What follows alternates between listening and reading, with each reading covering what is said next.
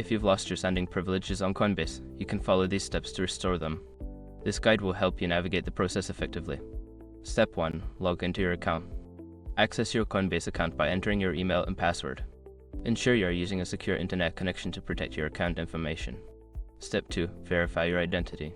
Once logged in, you may need to complete identity verification. This could involve providing a government-issued ID or answering security questions. Follow the prompts to submit the necessary information. Step 3. Check account status.